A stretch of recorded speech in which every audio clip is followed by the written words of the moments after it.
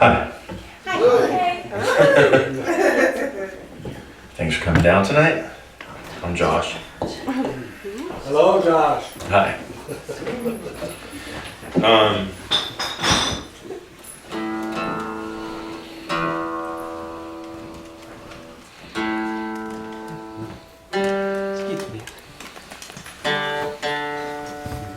So I think I told most of you guys, well, first off, the reason why I'm up here is because of the Kickstarter account thing that I did to try and coerce a bunch of my fans out of their well-earned money so I could selfishly record a record. But, tonight and last night were the last two paybacks I had to do from Jim and from Jay and Joan. And they were nice enough to let me combine it into one weekend and do it in one town, so I didn't have to do a lot of traveling, and I ended up, doing a whole tour out of it. And I thought that it'd be nice to do, because I played here in this living room last night for all Jay and Joan's friends, and I thought it'd be nice to invite all the people that have, come out and supported me throughout the years, and do something a little different. So, I guess I'm doing like a VH1 storytellers thing where I'm going to play songs and talk about the inspiration and stories behind them. Because people ask me all the time, and most of them, it's kind of hard to explain in 3 minutes, sitting in a bar in, Rhode Island or something.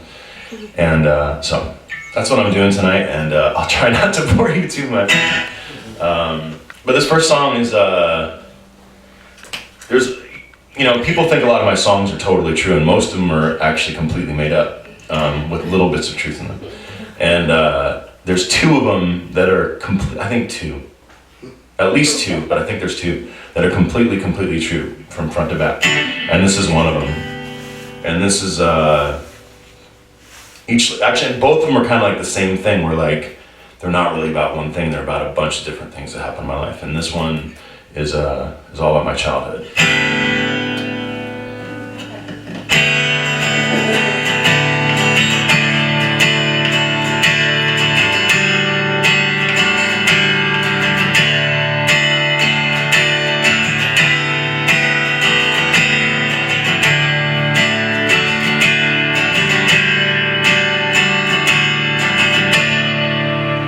Do you ever think about, if you can, about the day we built volcanoes in the sand,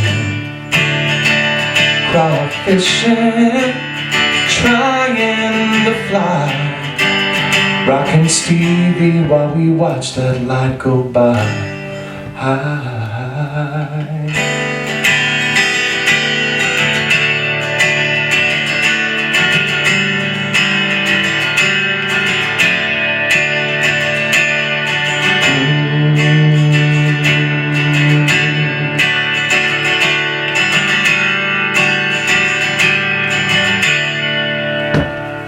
How's your mom's car doing? Dave's not here, man. We'll go faster if we build it on the land. Hydroplaning, Christian. I'm sorry I didn't call back, but I miss you, I miss you.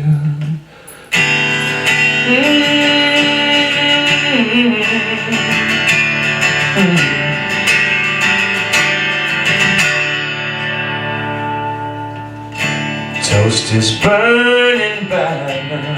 That line is every once in a while I'm gonna stop so you can. I'll tell you a little story about certain lines. That line, toast is burning bad now. The next part I say, come on, she's too old for you. Is I had one of my friends. I'm gonna try not to make this long, but all my stories are long, so. I went to college to be an actor. That's how I learned I could sing. And I had a scholarship as an actor, and I had to take vocal lessons, and all of a sudden I was like, oh, I can sing, and it kind of snowballed into that. But my roommate in college was this guy named Torsten Kieselbach. And his stage name is Torsten K, and he was on General Hospital for many years. He was on another, like, One Life to Live or something like that. If you watch any of those shows, he was the Scottish poet guy, Patrick something or something like that. And he's on that show Smash now. Plays Angelica Houston's boyfriend, bartender boyfriend. And so when we were much younger, I took him, a friend of mine was getting married and my aunt didn't have a date. And so, and Torsten's like a really good looking dude, big strapping German British dude. What's that? Wow. So I set him up with my aunt for this wedding. And I mean, he was probably 20 years younger than her, or something like that. And she was really happy about it. But only to a point. When we got back to my parents' house, because my aunt lived with my parents at that time, we all had a few drinks and then I went to sleep and Torsten and my aunt stayed up and he tried to put the moves on her and she shot him down. And his nickname was Toast, so that's why the line says, "Toast is burning bad now. Come on, you know she's much too old for you." So that, I'll do it. Toast is burning bad now. Come on, you know she's much too old for you. You got it figured out. It's not just blowing. Okay, and that one was my brother's friend Robbie, was like the coolest kid, was like one of those kids that was super nerdy and was really good looking and all the girls loved him and he had no idea, like one of those kind of dudes. Really great guy. And I think at 14 years old had probably more advanced sexual feelings than most 21-year-old guys do, and like he talked about it all the time. And this one night I got home and he's like, okay, he corners me. He's staying the night with my buddy's corners me. He goes, all right, so I got something to ask you. Now, like, so how do you get a girl to give you a blowjob? And I'm like, well, there's quite a few ways. But, you know, asking for it probably isn't the right way, just like straight up asking a girl for it, you know. I said, you're probably a little bit too young, wait till you get a little bit older and take a girl out and, you know, start with that and stuff like that. He's like, but I don't understand why it feels good. And I'm like, what do you mean? He's like, well, I've sat in my bedroom for hours going, and it doesn't do anything. So that's what that line's about. Have you got it figured out? It's not just blowing. I remember what you told me, so I'm going.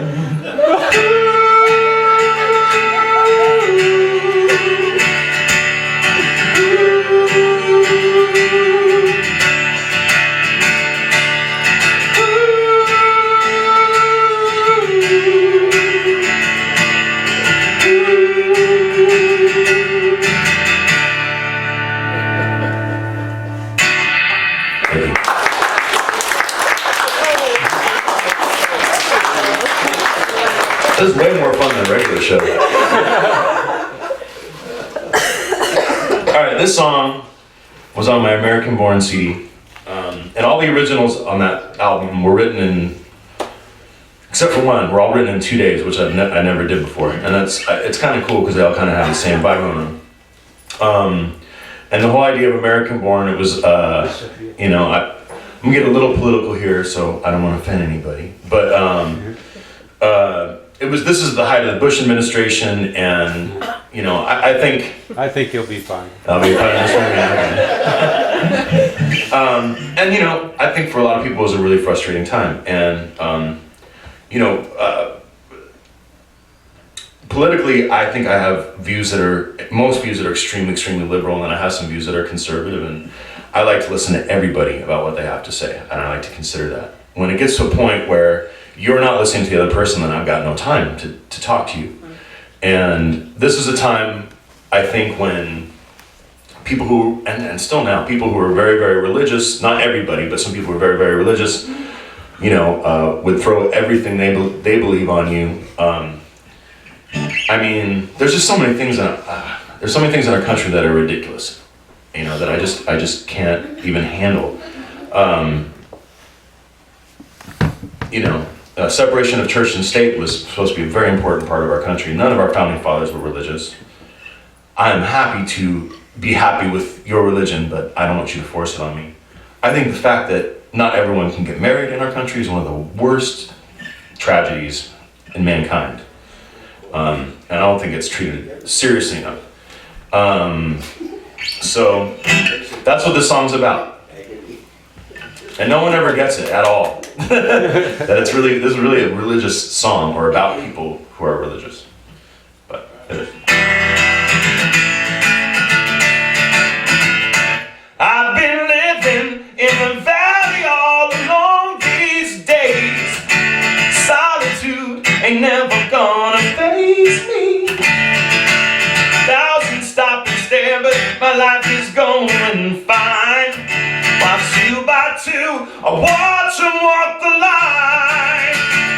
I am falling, so you say. I am falling in 1,000 ways. I am falling, they call me the walking hurricane. Falling through imaginary flames. I'm sorry for the couple things I stole, and I'm sorry for the times I've lied. I'm sorry for leaving the toilet seat up and some of the things I keep inside. But I am falling, so you say. I am falling 15 times a day. I am falling, but you know I'm not ashamed. Falling through your imaginary flames. Falling through their imaginary flames. Falling through imaginary flames.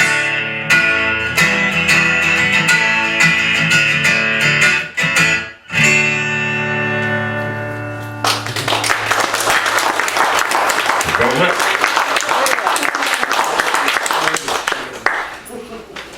That song's a spitter. That's what I call songs when I spit all over myself.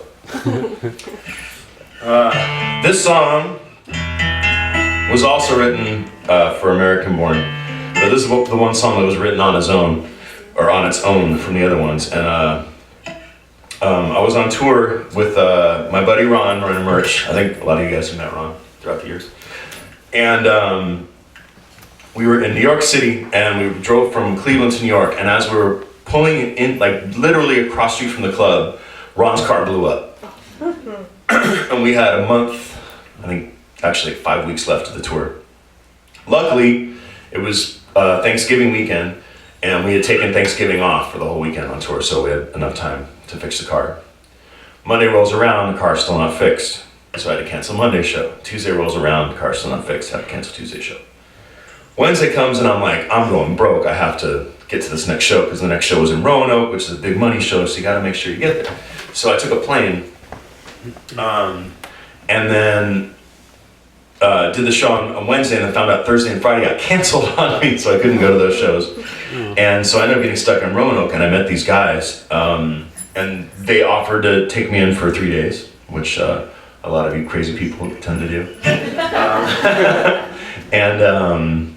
And these guys were, I'm drawn to odd people. I think people that are, I just love people that are original, even if other people think they're crazy, I think they're great. And I met the number 1 craziest guys in the world. Like, I got to their house that night after the party.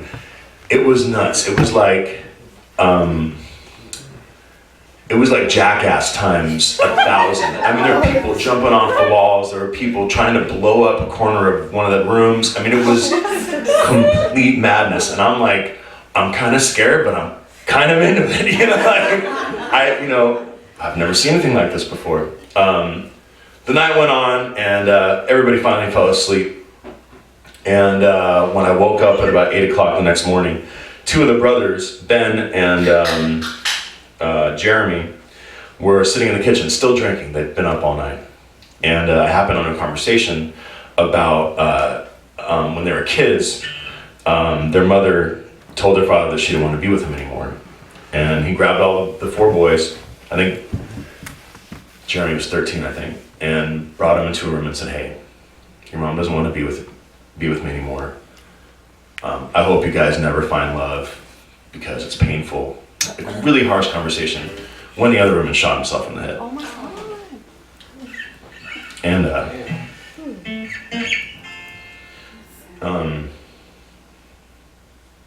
shoot, I'm a sensitive guy. And it just made me think, like, you know, these guys were really hated in this town. And I knew other people in this town saying, why are you staying with those guys? And I'm like, well, it's, you know, it's something interesting. They're like, but they're violent. They always get in fights and this and that. And I heard this conversation. It's like, duh, like, maybe if all you guys understood these guys a little bit more, they wouldn't be like that. So 2 nights later in Tennessee, I wrote a song. Actually, 3 nights later in Tennessee, I wrote a song about them. And the first verse is true, and the rest of it I totally made up. Almost kind of like to support these guys, and also say, like, this is not how your life has to go, because it's a pretty tragic song. And I've done all right so far. So.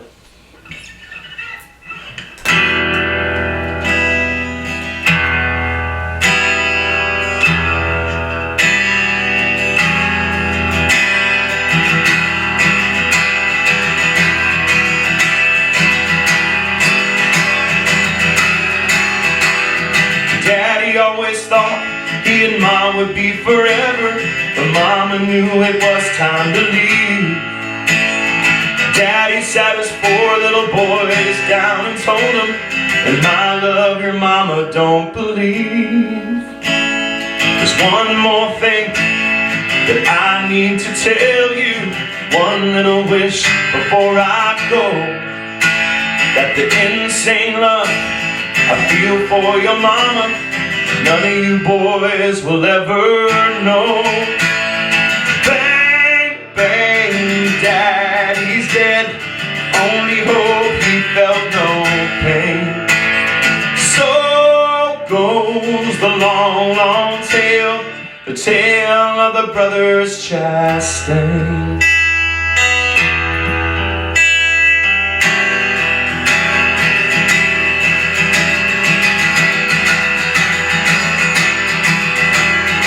Jeremy was the oldest, he was hit the hardest. He had to become a 12-year-old man.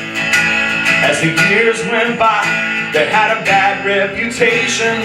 The locals, they just couldn't understand.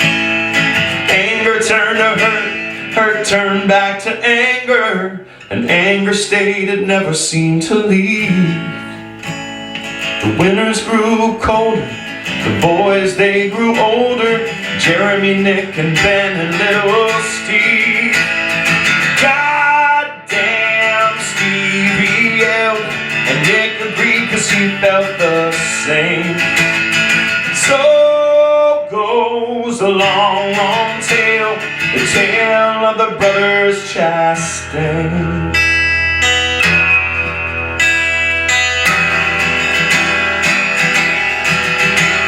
It's always been a hard thing making money in Virginia.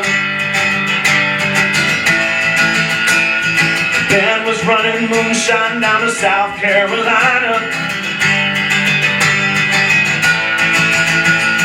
Then he heard the sirens and he felt the thunder. As he pulled over, he made sure the gun was loaded.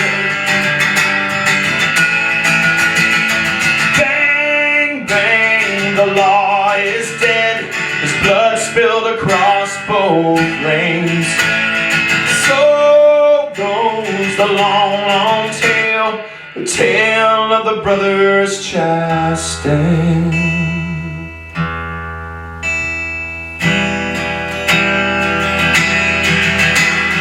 On his way to Mexico, Ben called up his brother. I love you, boy, there's no time for tears. Something all goddamn fucked up now has happened. I won't be back for at least 10 years. Bandit borrowed Nick's car to run down the moonshine, while Nick, he got himself a brand new wife. In Virginia, all the cop cars have now got computers, and Nick, he got locked away for life. Benny never made it back up to Virginia. The boys had another reason for grief. But Stevie said the circle of pain must be broken. It's time to turn over a new leaf. He wanted to open some kind of business. He bought the gas station on the side. Jeremy needed the shift off and Steve said alright. He wasn't supposed to be there that night. Bang, bang, Stevie's dead. Hunger drove the robber insane. So goes the sad, sad tale, the tale of the brothers Chastain.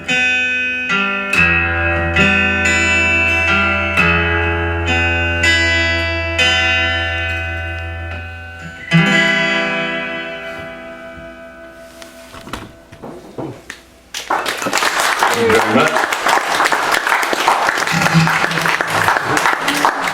This thing does not want to come out. You guys don't have any guitar strings, do you, right? It's not a big deal. This is not the most important guitar string, so. P-break? Just run it. Why'd you say something, man?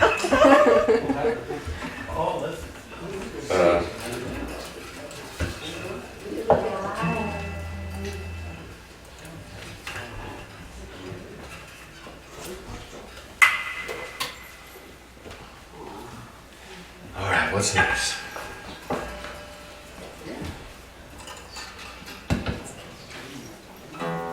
Any requests? Should I just keep on going? Okay. Thank you guys. Thanks for sticking around. Oh, yeah. Good. I know, I don't want them to leave either. Hey. Don't leave. They're naughty. They're naughty. Don't worry.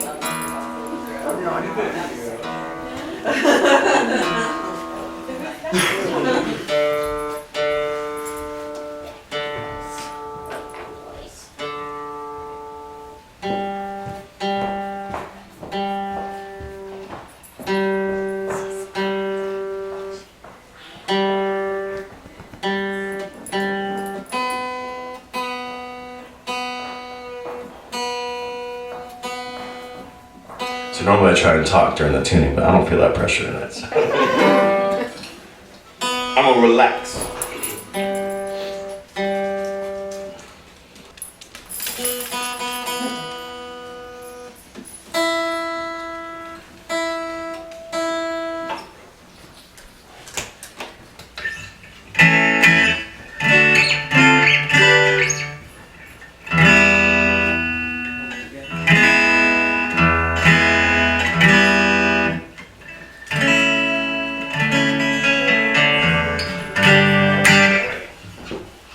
Alright, so this song is the other song that's completely true. And what I'm going to do for this one, it's probably going to take about a half hour. But I'm just going to sing line by line and tell you what each line means, each story. And a lot of them are long, so I don't know, should everyone take a pee break right now?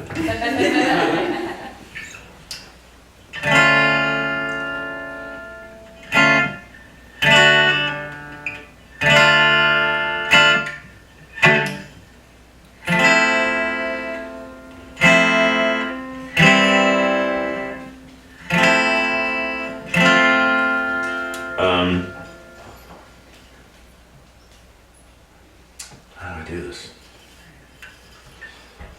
Had a conversation about your frustration. Don't want another local sensation.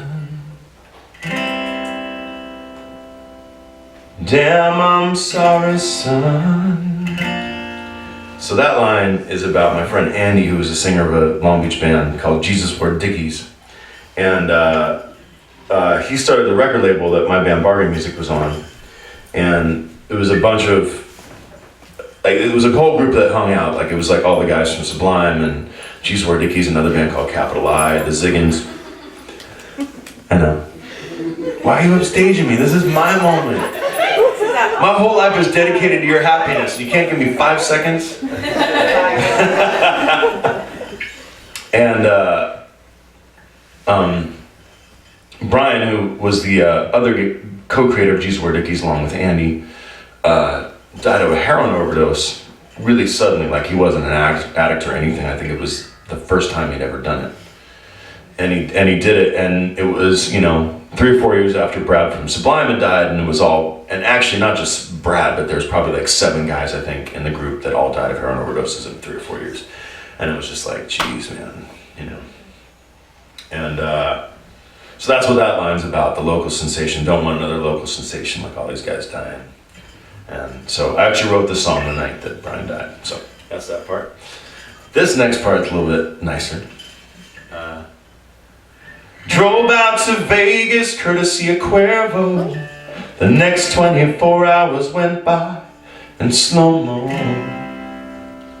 Damn, I wanna go home. That was the first out-of-town bar music show we ever had. We went to Las Vegas. It was this huge show at this dance club. And it was sponsored by Jose Cuervo, and we got in our backstage room, and this was like our first, out-of-town show. So we're like, we got a backstage, Jose Cuervo, all that kind of stuff. And we get in the backstage, and there's like 20 bottles of Cuervo for us. And we tore through 2 of them in the first 10 minutes we were there, because we were like, rockstar. The house manager came backstage, saw we were all wasted, and they're like, and at that point we had 2 black guys in our band. They're like, you guys don't do hip hop, do you? I'm like, well, we don't do really hip hop, but one of the guys is a rapper. So, but it's not like beats and like, bitches and thugs and stuff like that. It's a totally different kind of thing. He's like, if you start doing any rap, you're out. I'm like, well, I mean, all of our songs at that point had these guys in it. And I'm like, we got hired to do this, man, blah, blah, blah. And, So, second song we did, the Jeffersons, the theme song from the Jeffersons. And when Skelly starts rapping about Wheezy and all those guys, they shut us off, unplug everything. So we got off stage, and it was our first show was Slightly Stupid too, and they ended up canceling the entire show, canceling Slightly Stupid, everything. Slightly Stupid was super pissed off at us, all this stuff. So we went back and we drank all the Jose Cuervo. And by about 10 o'clock that night, and this is our first show out of town, mind you, all 7 guys except for 1 guy had punched every guy in the band. Like, everybody had fought, even our merch guy, even our friend that came just to watch the show.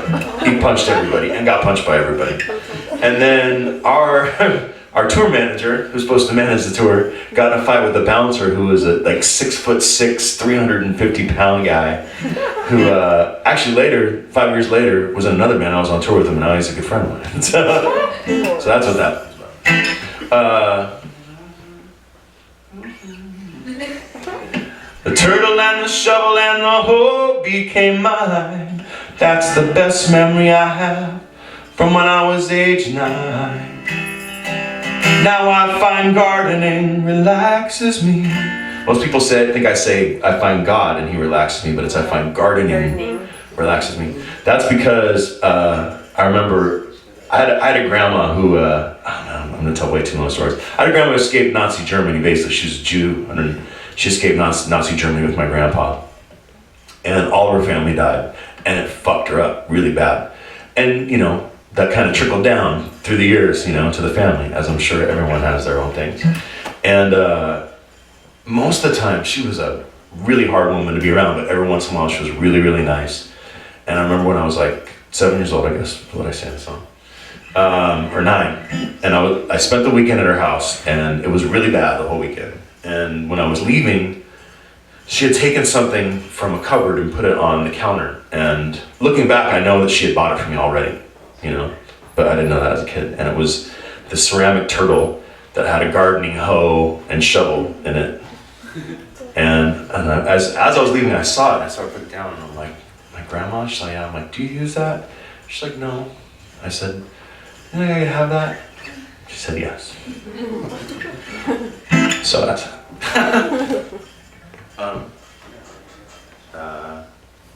God, and it relaxes me. You know I tried to love you, but I couldn't get through. It all came to an end with my little brother's friend, and since you there's been quite a few. That was about the first time I tried to lose my virginity, and neither one of us knew what we were doing at 14 years old. I couldn't get it in. We didn't know about lube or like get like, you know, just working it up, you know. It was just like, I don't think this is working. So that's about. And then the chorus you're gonna have to ask Andy, because Andy, the guy that the first verse is about, his friend died of heroin overdose. He wrote the choruses and sang it. But the hills, the life, the wind, your eyes, the this, the that, the holy crap. It's just like raking leaves on a blacktop.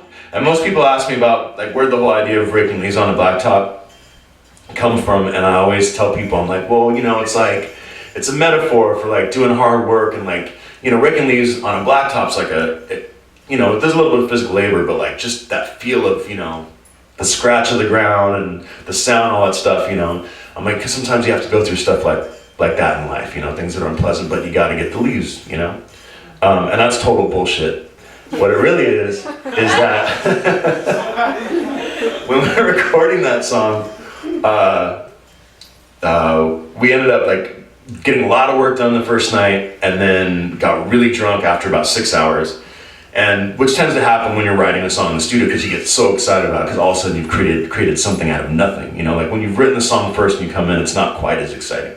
But we wrote this in the studio and essentially, and we ended up drinking and celebrating. So we did, and at about 3 or 4 in the morning, we started pulling out all these sound effects CDs that they had. I'm like, yeah, we should, you know, put crazy sounds on this part and like maybe replace the snare with like, someone taking a chain and hitting on the ground, like all these like grand ideas that never came to fruition. And we found this one sound called raking leaves on a blacktop, and all you hear is shh, shh, shh. We're like, that's it, that's it, that's the sound. And so we spent 4 hours drunk trying to replace every snare hit with that shh, shh. And we're like, it's so rad, it's so great, it's so great. Finally we fell asleep. I slept over at the studio. They all lived there, so I slept over the studio. We woke up at like 10 in the morning. We're like, oh man, we did such a great song. We like, hit play, man, you know? And then it's like every other beat. Shh, shh, shh. We're like, oh no. So that's why it's called that. The first time I saw a dead body, it was the summer of 1980. I knew that he could see me looking down on him, taking on the chin all the people that are still missing him. That song's about the first funeral I went to when I was 11 years old, and it was my godfather's dad who, during that period of time, we were all really close and hung out a lot. I don't see my godfather much anymore, but at that time, I was really close with him. My dad's best friend, I was really close with his dad. And that was the first person I knew that died, and he was like one of those guys that everyone just loves, you know? So, not to discredit any time anyone dies, but there are certain deaths that are just sadder than others. That's just how it is. And it was a really sad funeral, a really great funeral, a really sad funeral, and I had an open casket, and so that's what it's about. I had a dream last night that I became you, but my feet stayed the same, they were too big for your shoes. But what can I do? I think that's pretty self-explanatory. I had a dream, didn't make much sense. I remember who was there when I first shaved my hair. I got a tattoo next to Washington Square. Damn those ghetto flight of stairs. Like also self-explanatory. Screaming at Popeye, searching for rhymes. I had a girlfriend whose nickname was Popeye. Honestly, man, how many times can two people fry? Oh, you know we gave it a try. I was back in drug days in my early 20s. Relegated to the dub sack, so I got rolled. Couldn't even get my snack. That was when I lived in New York.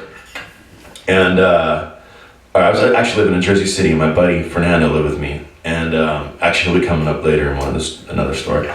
And we were pretty broke at the time. We were living in Jersey City, and we didn't know where to find marijuana in Jersey City. We only knew where to get it in New York City, because it was really easy at that time. You basically just walk down the street and say smoke, and you find someone. So we decided to go to Washington Square, where my favorite falafel place was, Mamoon's. And so we go down there to get some weed, smoke some weed, and eat Mamoon's. And it was like the last money we had. And we had literally just enough to go get back home and both get to work the next day. And we're like spending our last money on Mamoon's and a little dub set. And I lived in New York for about 5 years, and it was like pretty much legal in New York City. You could walk down the street smoking weed, you could buy it anywhere. I asked this guy, for a smoke, takes me around the corner, I get it, all of a sudden this van rolls up. All these cops jump out, throw me in the van, drive me like 6 blocks away. I'm like, it's like $20 worth of weed, man. It was this whole like big thing. So, it happens. People get arrested. So the relegated to the dub sack, so I got rolled. Couldn't even get my snack. And then, put your clothes on, you're in a parking lot. Go ahead, take the first shot, boss. You know that I got your back. Okay, so we had this merch guy, Brad DeMario. This is a long one, but a good one. I need a drink, so Brad, he'll come up in another story too. So Brad DeMario, one of the biggest characters I've ever met. Everyone called him Luther because he was this little wiry white dude with big curly bushy hair out to here, and always went out in like a 1970s polyester suit, no matter where he went. He was going surfing, he went in a polyester suit. He was going out to sushi, he went in a polyester suit. He was going to church, he was in a polyester suit. So we called him Luther for a long time. And he was kind of like more of like, everyone knew him, but he was kind of like one of those guys that like, you don't have a serious conversation with this dude. He's just like hilarious for a night, and then you see him a week later, whatever. And then one night, him and I actually had a really serious conversation. I realized the guy was really smart. He was just crazy. And once again, I'm attracted to crazy people. So we invited him on tour, like the smart people we are, to be our merch guy. And a bunch of stuff happened. He got in a fight with, what's the name of that band? They're like a big band. They weren't big then. I don't know, some punk band. He got in a fight with them in Dallas. Bunch of stuff happened on that tour. But we were a long way from home, and we didn't have money to give him a plane ticket, which is what we would have done if we had enough money. We were in, just outside of Philadelphia, staying at a friend's house. Another night, day off the next day, we were gonna do laundry, let's have some drinks with friends at this guy's house. We're playing beer pong. Like being back in college again. And Brad disappears. And then he comes back a few hours later, and somehow he got a bottle of rum, and he's drank almost this entire bottle of rum. And he was not a good drunk, so we were like, all right, good night, and we all went to sleep. We get up the next morning, and he's sleeping, I don't want to do it, but he's sleeping with his face on the ground, his butt up in the air, and then his legs out. And I woke him up, and I'm like, hey man, we're all gonna take showers, we're gonna get ready, and then we're gonna go do laundry, before we head to the next show, or next town. He's like, oh yeah, I'm ready to go. He disappears again. We're ready to go, we can't find the guy.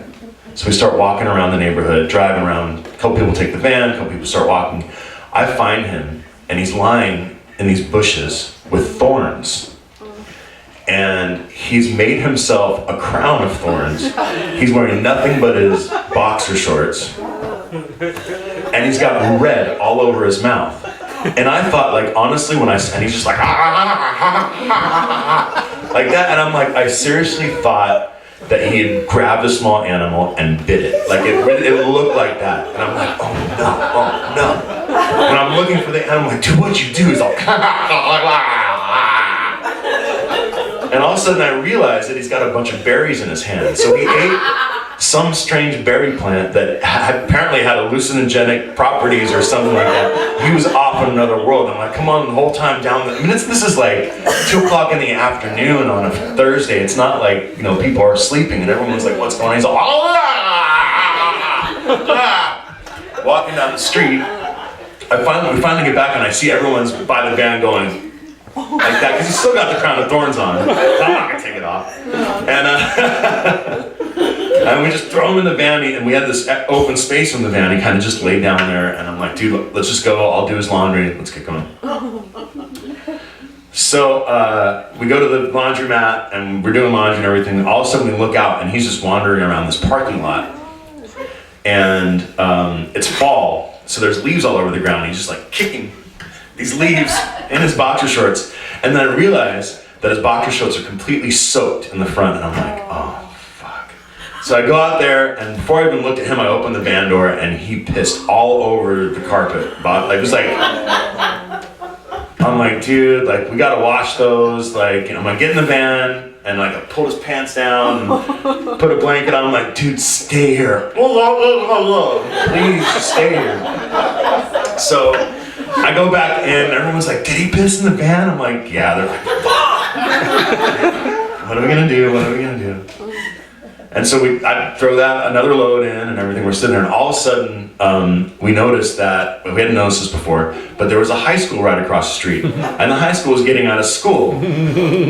So these high school students are walking across this big parking lot, and I'm like, oh shit, I gotta make sure he's in the van. And I kind of look, and he's in the van, or it's shut.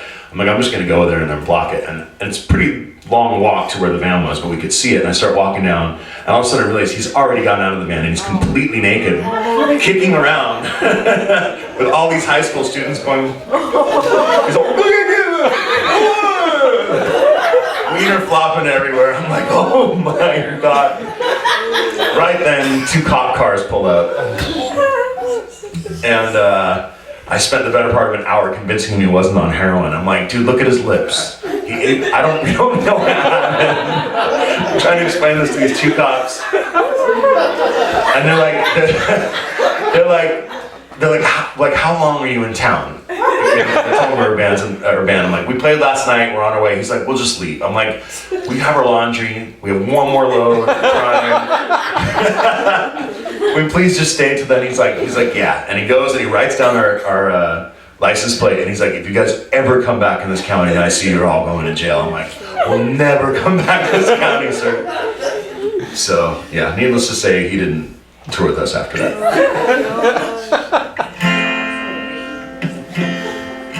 The hills, the life, the wind, your eyes, the this, the that, the holy crack. It's just like raking leaves on a blacktop. The hills, the light, the wind, your eyes, the this, the that, the holy crap. It's just like raking leaves. Mm-mm. Mm-mm. Mm-mm. Mm-mm.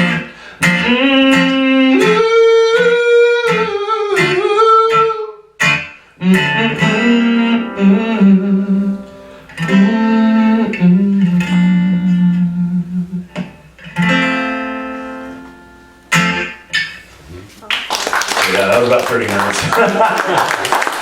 Oh, that wasn't too boring.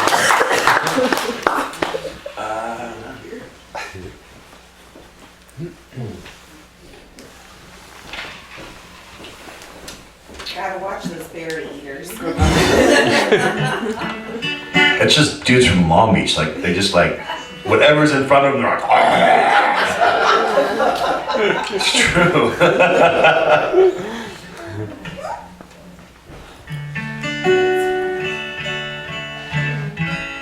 I can see it happen.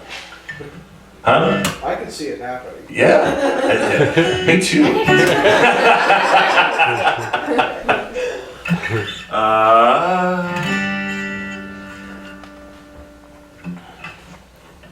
So many songs just don't have stories to them. They're totally made up.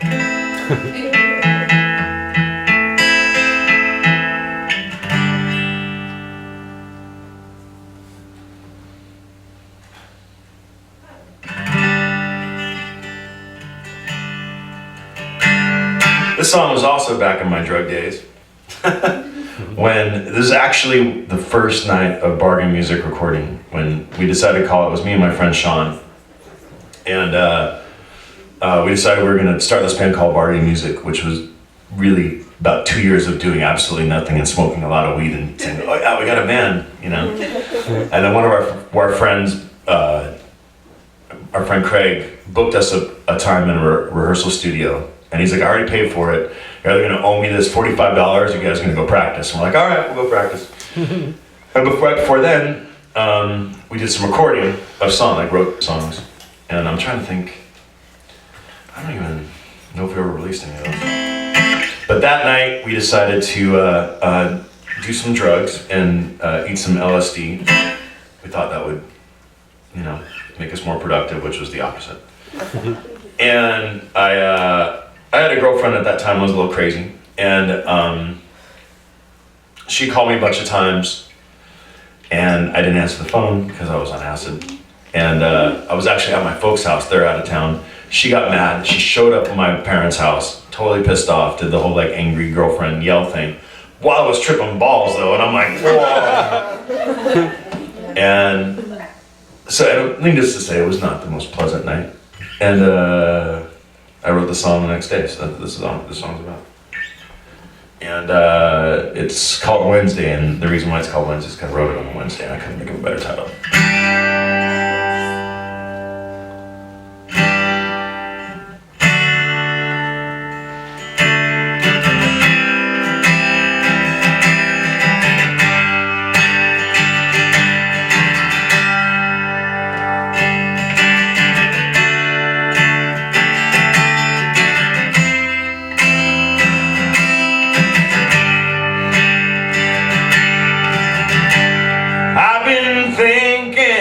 Stupid things to do, like dropping acid in a septic tank or starting rumors about you.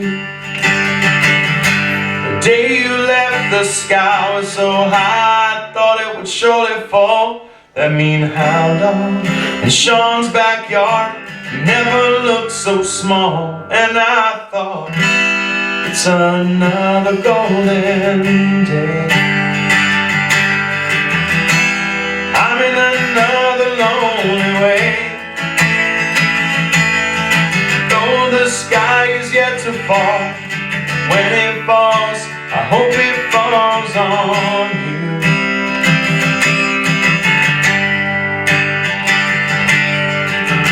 Also, the way that the song was written is I totally, completely ripped the song off from another song called What Diener Was Talking About by a band called Ween.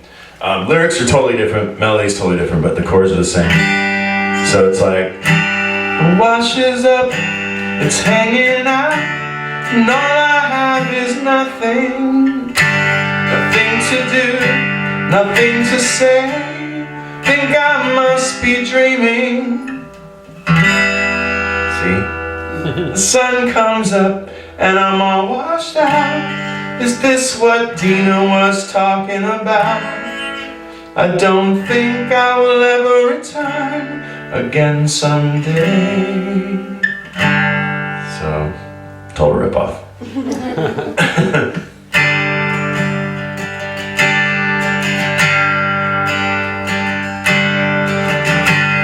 I'm the kind of man full of guilty pleasures, and you're the kind of woman who would fault me for that. Did you know that John Denver made me wanna go, ooh, and I don't know why, I'd admit that anyway. Still I say, it's another golden day. I'm in another lonely way. I remember when John Denver's plane fell, I hoped it fell on you. Na na na na. Do do do. Do do do.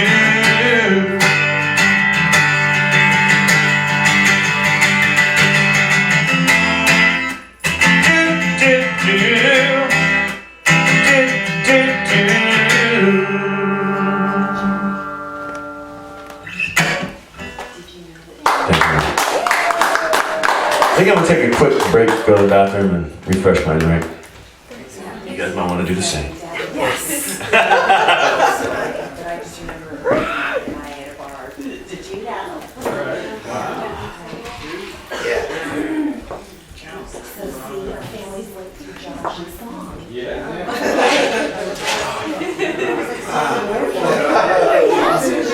I'm having a lot of fun. Is it too boring for you guys?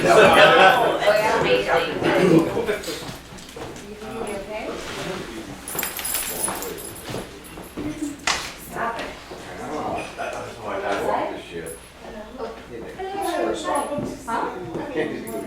We see Josh every time he comes here. My brother and this is the first time he's been to Seattle. Yes. Yay! Well, how is it? All day. No, all the rainbows. I just got here, so I was out here Friday. How are you guys here? You say you guys going? Yeah, we're leaving tomorrow. Are you? So I had like one day. We had yesterday here in Tacoma and then Wednesday in Seattle. And no, yeah, it was great. It was so fun. That's so good. And it was just like the work is I know what it was. kind of perfect for That's so awesome.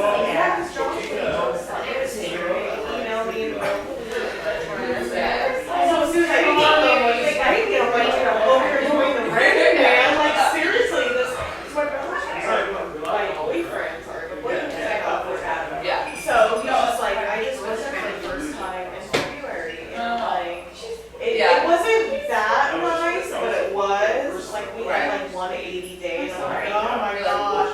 And he was telling me, he's like, he lives in Florida. Okay. So, and his friends, so his dad was from Warner Brothers, so it's not the Warner Brothers thing, like, so that was really cool, but, yeah, but he's like, oh, so I'm like, I want to raise in Linwood, I'm North, so. Oh yeah. I'm in the bad right now, so we get the 2 feet of snow.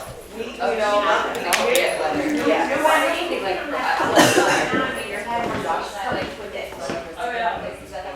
We like, we don't want to tell seasons or anything. So I'm always like, no, but it's raining, you know, and everyone's like, stop now. Like, no, my boyfriend is head hangs out the window when it's raining. Like, he's like, he only came here about 2 years. Shelly's been here about 2 years and like grown and Tacoma been there. And he comes here and it's like, everyone's in the road, head hanging out the window, pouring down rain. In the snow, like a little baby. And I'm like, I've grown up here, we've been around the snow. It's my first time. You know, it's just like, it's so, you don't appreciate it until you have someone come here and appreciate it. You know, it's like, it's so awesome. It doesn't. I know. You and Barbara and you and all around here together, so it was like part tour, it's like a tour. And we ended up, like everywhere we went, pretty much it was the same, and same thing, like they were like, we're really sorry, like apologizing for the weather, and like, I bet it's not like a long week, you know, like they have all this like romantic schedules for a long week, like stuff, and like Josh and I were like, this is a different kind of story. We need a story, like it's not just for fashion, I'm bored, yeah, so like, we're like, you know, it starts raining, we're like, let's go for a walk, like they're all running inside, like, Irish are having a boyfriend coming from California. It's just like, for 2 days, like having a hot shower. Yeah. He's like having a hot shower is so amazing because it's like you live there in a hot place. oh yeah, you're like, oh, that's You're I'm just like, oh, this is like or you're so like, much I more. should go check Totally, yeah. Like now here it's cold. No, yeah. I know. It's like pouring down rain and people like directors here like nobody had like I don't know. I was like, we were walking around and I'm like totally freezing and I'm like it's cold with the tank top on and I'm like, and I'm like totally and I'm like, I'm such a Southern California girl and I don't even realize it. Like I thought it would be cool because I'm like, like layers on. Oh, it's tank top weather. My bad. I know. It's like it gets exciting though, like the layers. Like fucking bonfires on the highway. Like no, it's yeah, it's so awesome.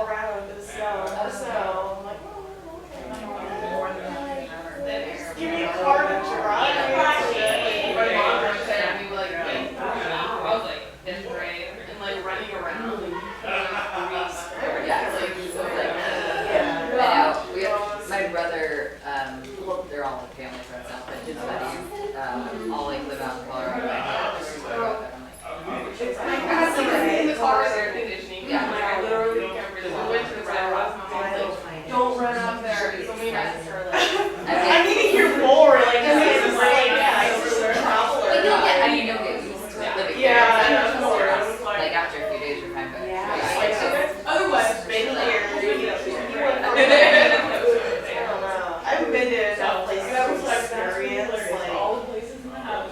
how it is to live in this area. Like, been here so long, and I was like, and going through California to, like, I mean, from the east to west, like, you know,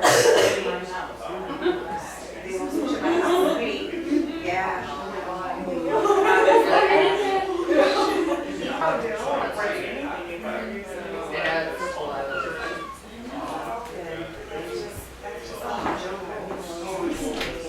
And the dog, Josh, like that Delilah always she does. As much as she can, you know, any show she does.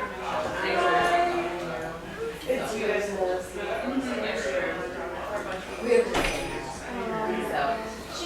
you're gonna say a lot of your being. Oh, yeah. So, So to say, I'm gonna travel with dog, you know, like, yeah, it's great. I mean, when I had a couple dogs, like, some two puppies. Yeah. Yeah, exactly. I talked to my older guy today, who was living there a while ago, he's like, oh, I'm adopt a dog, you know, car ride, that's really sick. I was like, oh, man. Yeah. That's only sad. I know. So I'm gonna. No, she's so sweet, but I met her when we were in Everett. Oh, yeah. Yeah, definitely. He was like, I'm, you know, it's a little one CT, but he only has me calling. He's like, well, I gotta check my dog. He's like, oh, I'm like, you can't do that. I'm like, you can't do that. And I was telling him about how my sister's got a Great Dane. He's like, oh, she's bigger than a Great Dane. I'm like, I'm freaked out for a minute. It's like me and my, you know, we're just like, it's like, opens the door. It's like, oh, you know, like, she's so cute. Yeah, she's good. She's She's like, oh, that's so awesome. yeah, she's super fun. Well, and she had an older sister Birthdays. for years. Happy She birthday. died over a year ago, and Yeah. so but the You need a pony.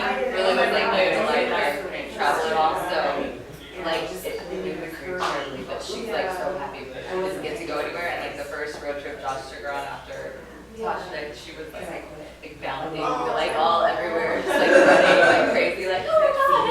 And she's a little dog syndrome. She's huge. She has something out there. And that's awesome because it's like, because we saw him in Seattle and he had all of his friends and everybody before he went to bed. Yeah. Yeah. I'm like, just by myself, but you know, he's like, hey, why is coming over? I'm like, you Yeah.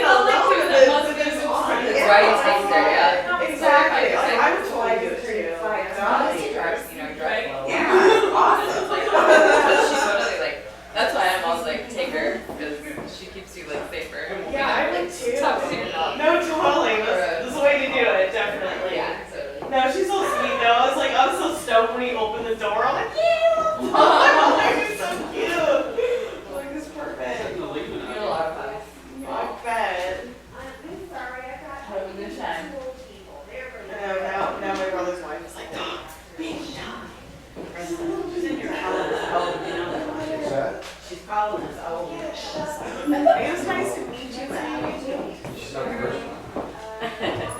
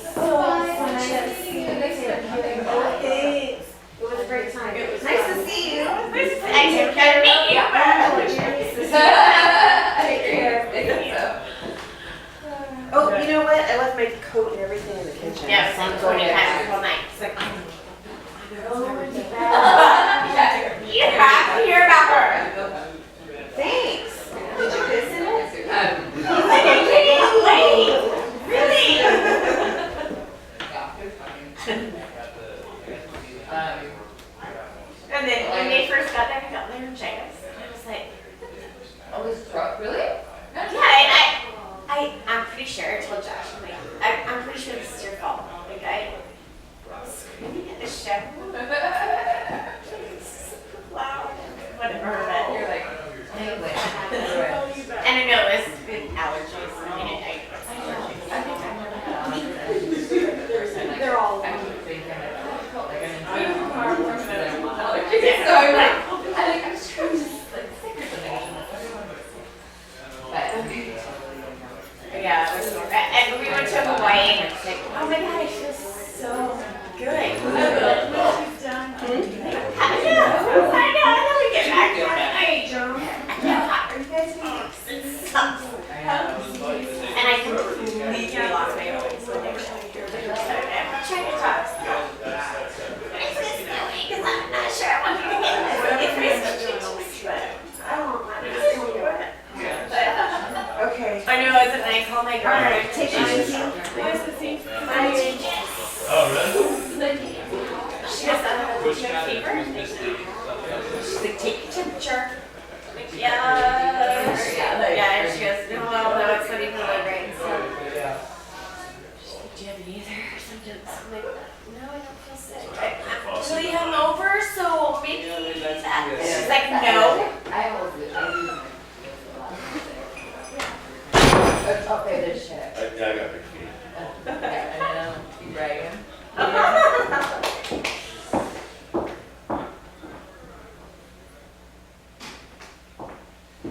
But yeah, like I know sometimes next day I'm like, I'm like he's staying for 4 hours, but I'm the one who loses his voice. Yeah, real fun.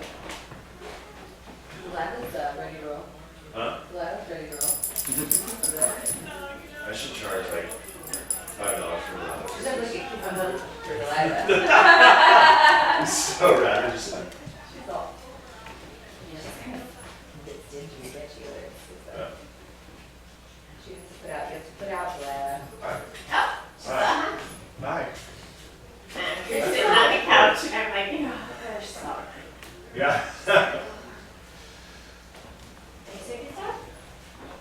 Who's definitely gonna be jealous that you saw her? Sure he was. Yeah. Yeah. But They went swimming tonight. She's like, What's seriously?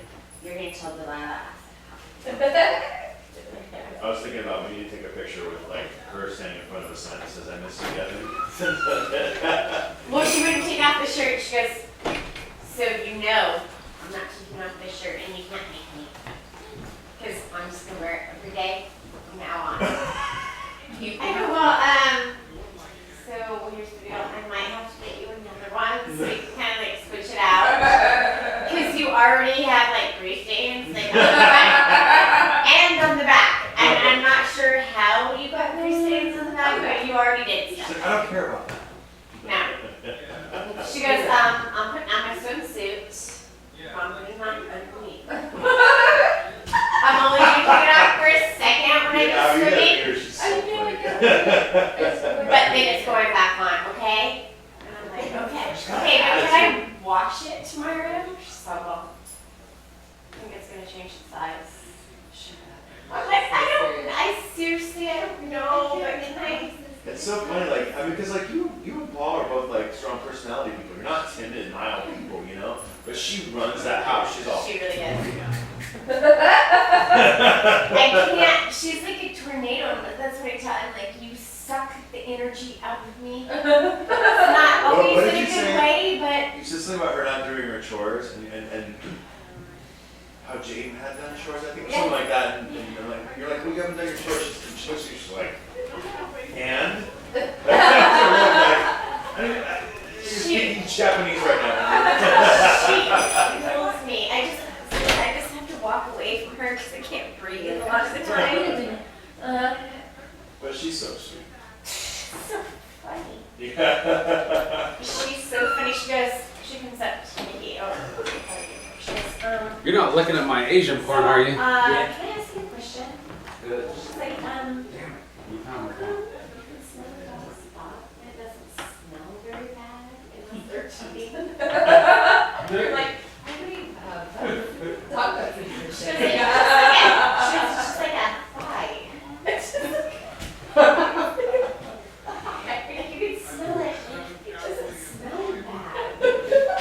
like, can you explain that to me? He's all. Yeah. She's like, no, I said, Yeah. I don't want to. Huh?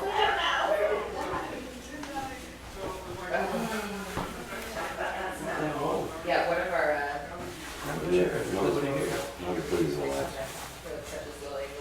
Little smaller, a little more reasonable. I'm really cat. I'll try. Snap their ass and like put her on her bed. Like she just discovered like, shut up. It's coming out. Oh, I get that. So just Yeah. Oh, okay. It's whipped cream. Yeah. Whipped cream vodka.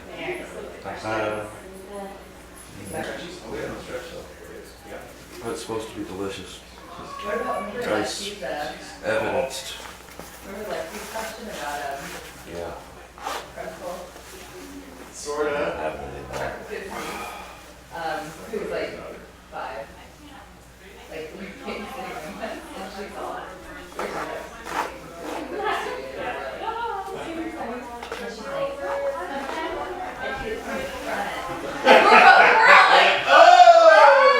she's like, why did that happen? And we're like, I don't know. I've never heard of that before, ever. I don't want to talk about it. I don't Some want to plain stuff.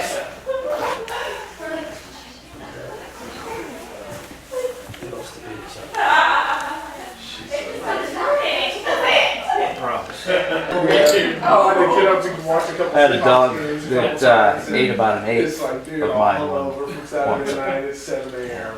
Fucked him up for many hours. Wow. But he always came back for more later. Right. I remember my dog Tasha, right, the lab that I had, she loved smoking weed. Like, if people were smoking, she'd like stare at them like, Right next she to wouldn't him. leave until they blew in her face.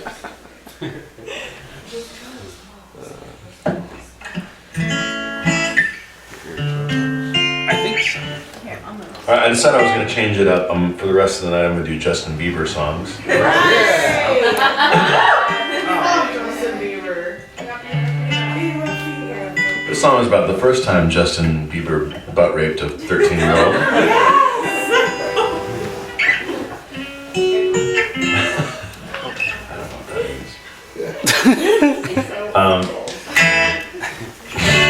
My wife's like, You want to start that one? I do. The Aristocrats. huh? The Aristocrats? It's a joke. Oh, a guy walks into a talent agent's office, Right. and so I got this act. This act is like no other act you've ever seen. He's good. And the guy's like, really? He's like, I don't need. he's like, what happens? Well, he's like, it's a family act. First of all, it's a dad, a mother, a grandfather, a great grandmother, a son and a daughter. Daughter's 17, son is 19, and it starts off and they're doing like acrobatics, you know, like jumping, like flipping, stuff like that. And then all of a sudden this big birthday cake comes out, and the birthday cake opens, and it's the great grandfather, and he's completely naked, and he's got a cock ring on, and he's had the cock ring on for so long that it's all blue down there. I mean, it's like really, really bad, like diseased, decayed, horrible cock. And of course, the son jacks him off, and because it's so diseased that I mean, nothing happens really, but it's just kind of like just the element of the diseased cock being grabbed is, you know, it's amazing, and all of a sudden fireworks shoot out stage right, shoot out from stage left, and then the daughter and the son strip completely down naked, and she starts sucking his dick, and she's so good at it that I started this year. what? She's so good at it. She's so good at it that, I mean, the music just stops. The audience is quiet, completely enraptured. The 17-year-old girl sucking her brother's cock. And but the only person who just cannot handle it is the mother, and what she does is she throws up right on the cock, and the daughter continues to suck, slurping up her mom's throw up. And the guy says, the agent says, that's amazing, it's amazing. Act sounds really, really good. What do you call it? And the guy says, the Aristocrats. But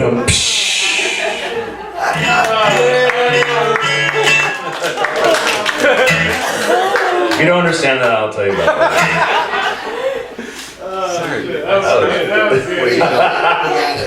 I'll be into his story. See that movie? Yeah. I could have gone a lot further with that. The puke and the... That wasn't bad, right? Yeah. No, I'm good, thanks.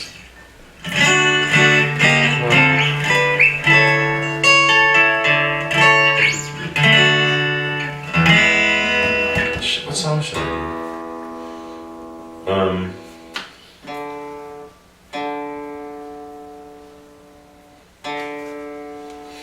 Okay, I'll do this one. So, a long time ago, I used to work at Disneyland. And I don't think I've ever admitted this in public on a mic. But I was in, this was many years ago, when I was just before I started writing songs, I was trying to make money as a singer, just sing and make money. I was probably like 21 or 22 years old.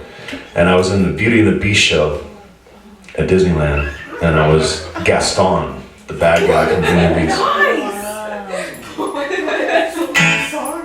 Yeah.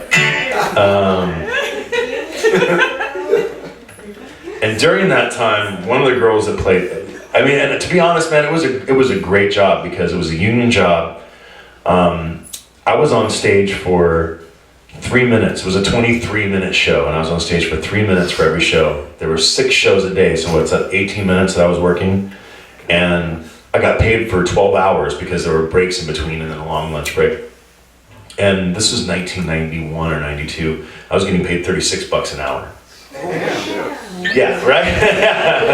Yeah, it was a great job. All I had to do was put on this muscle costume and act like an idiot for 3 minutes. And on top of it, I was working at Disneyland, and in between most of the shows, there was at least an hour break, so you had time to go on a ride or go play an arcade game or whatever, and then you had a 2-hour lunch. So for lunch, I would always go smoke weed and come back and go on Space Mountain or, whatever, that day, Captain EO, who knows. And the girl who played, one of the girls, there were a few Gastons and a few Belles, the beauties, and one of the girls that played the beauty, we went out on a date one night, and went drinking, came back. It was kind of weird when I got back to her house, but I had been drinking a lot and wasn't gonna drive home. You could stay on my couch. I'm like, that's fine. And nothing happened. And then I fell asleep. Woke up the next morning. I'm like, well, chalk it up to we're first date, bad date. We're both drunk, kind of weird. And then she walks out, and the one thing that I really liked about this girl was her lips. And I was young and didn't know a lot about things like makeup and stuff like that. And she had these big, full lips that I loved. Well, she didn't put her makeup on that morning when she woke up. She had these little, tiny, little, thin, reedy little lips. And I'm like, how the fuck does that even happen? I don't get that. I went home and I asked my mom about it. She's a Lipliner, baby, Lipliner. I'm like, oh, so like they make the lips bigger and then fill it in. She's like, yeah. I'm like, oh, okay. And so that's what the song's about.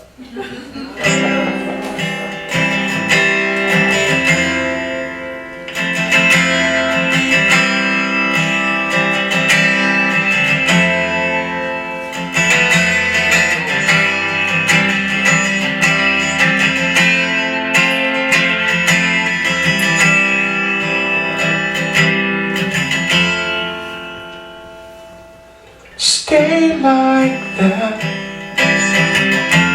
just like that, lying on the couch. just like that. This is the way I want to remember you. Remember the way you look and not what you do. This is the way I want to remember you. Exactly the way I first saw you.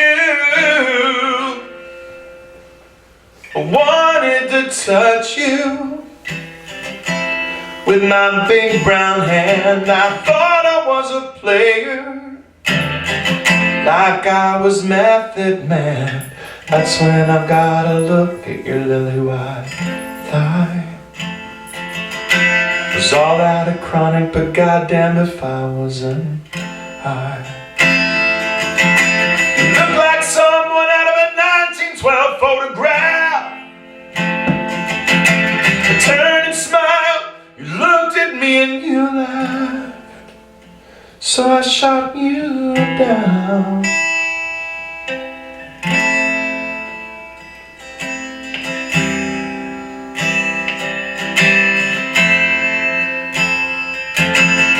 Bye-bye, little platinum blonde. Bye-bye, little platinum blonde. Bye-bye.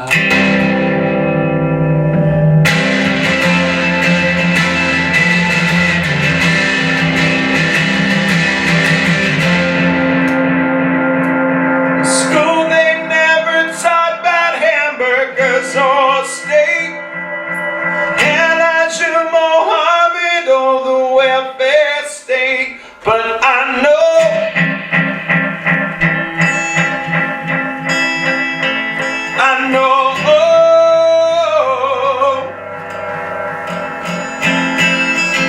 skeleton man broke into my garage today.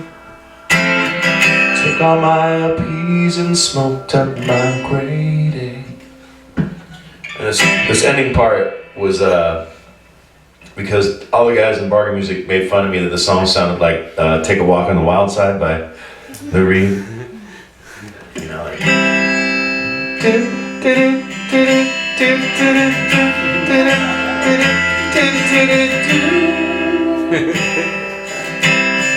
and at the same I didn't plan it that way, but at the same time there was this Lou Reed song called Ballad of Bargain that I really liked, and so I decided to steal 2 Lou Reed songs and put it in one. And that's where if you get a chance to listen to that song, Satellite of Love, and you'll get the bum, bum, bum, bum, bum, bum, bum, bum, bum. On the album version, it's more like the Lou Reed thing where it goes bum, bum, bum, bum, bum, bum,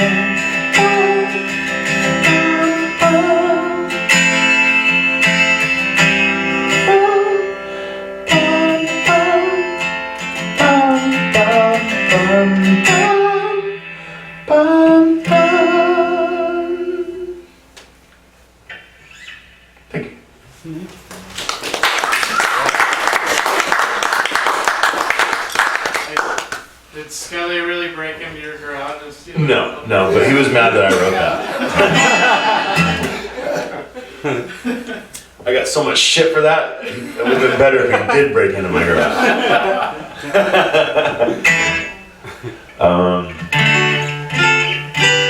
Yeah, that was just kind of like we did most of our practicing and a lot of our writing at the beginning of Bargain Music in my garage. My house was like a separate garage from the house. And we had, drum sets set up in there, a couple turntables, and that was kind of like Party Central for like a year. And I hadn't written that part, and that was actually just a freestyle when we recorded, when we did the demo of that. I just freestyled that. I was wondering that.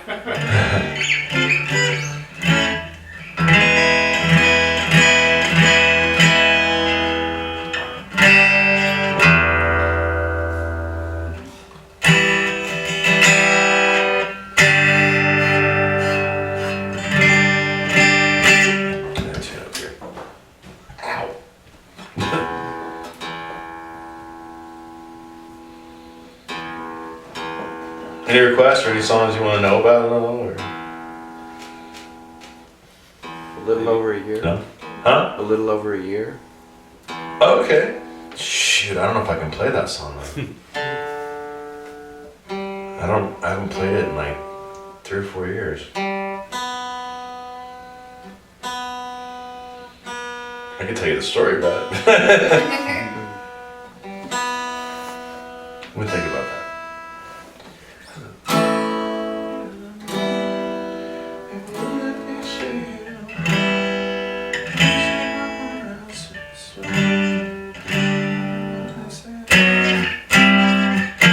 Yeah, I don't remember it.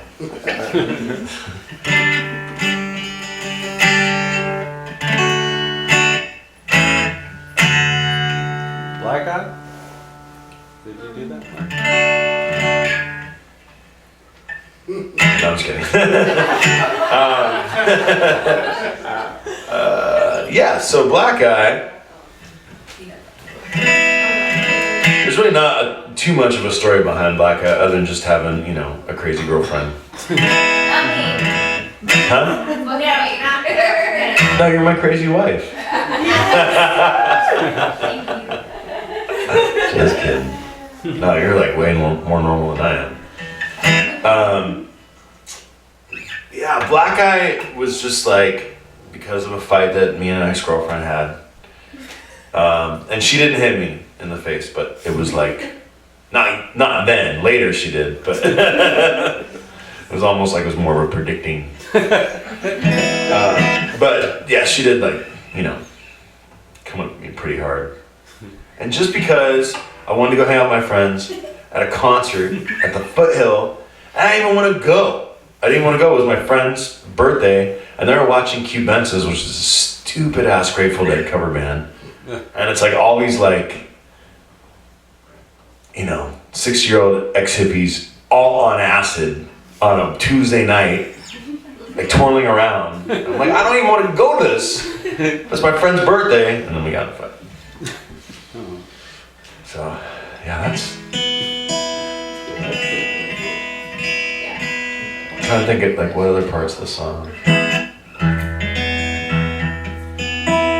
And the way I came up with this is a lot of people tell me it sounds like a Pearl Jam song. That shit, I don't know what the song's called. And I didn't even know the song until much later. And I see what people are saying when they say it, but I didn't even know the song when I wrote it. That's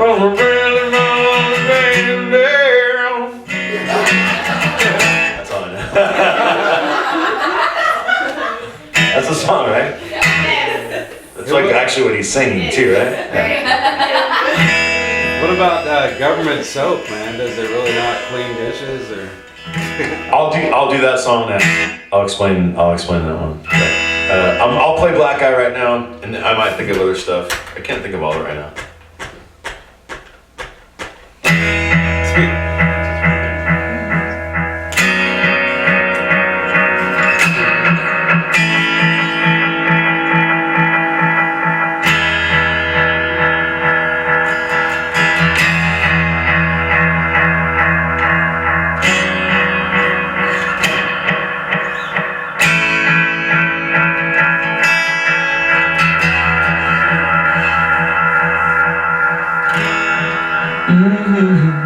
Why you wanna give me a black eye? Not the best man in this world, but I know that I'll do.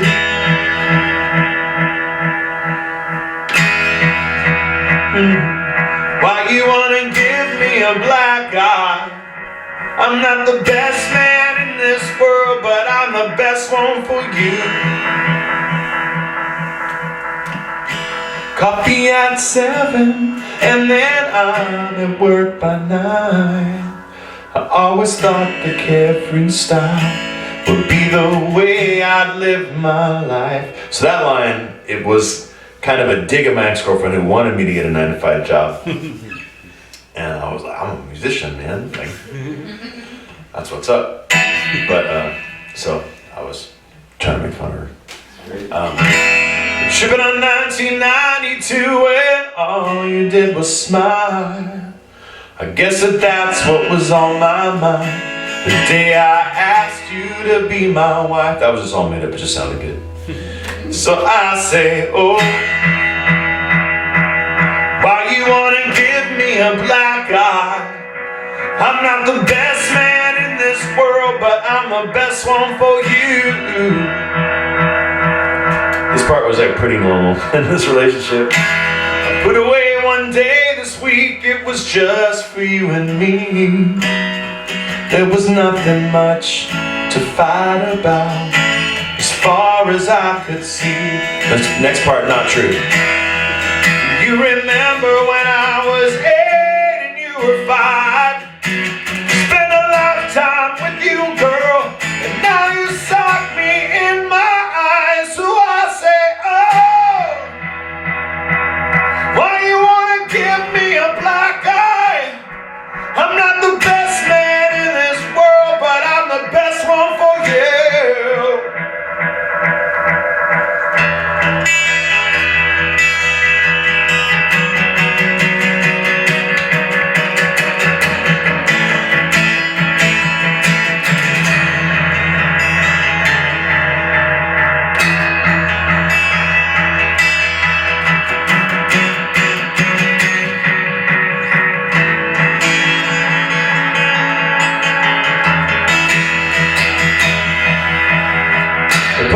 Don't put in the Smiths, don't put in the skinny puppy.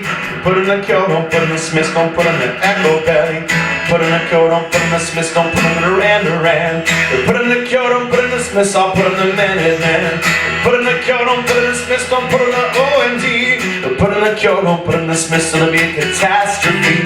Put in the coat, don't put in the Smiths, don't put in the Dead or Alive. Put in the coat, don't put in the Smiths, I'll put in the capital I. Oh, oh, oh, oh. Oh, oh, oh, oh. Oh, oh, oh. Here comes a breakdown. If you ask me, I would cross the greatest ocean with weights tied to my toe. I would do that. I would walk over burning coals. I would even jump the Grand Canyon on a motorbike. I would do that. There's so many things that I would do if you asked me to, but there is this one little thing you shouldn't ask me. Never, never ask me to turn down the ziggers. Would not do that. So don't ask me.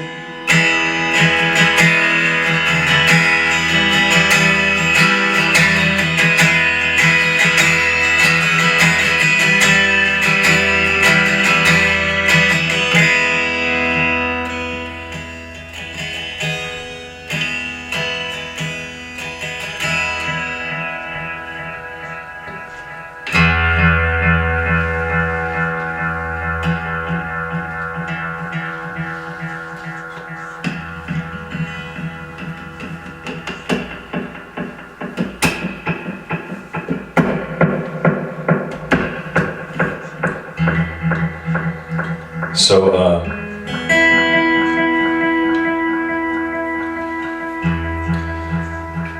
we did this other song called Percolator, and the story of Percolator is about my friend Fernando that I talked about in a previous song. He's my roommate in college, and we lived together in New York City, in Jersey.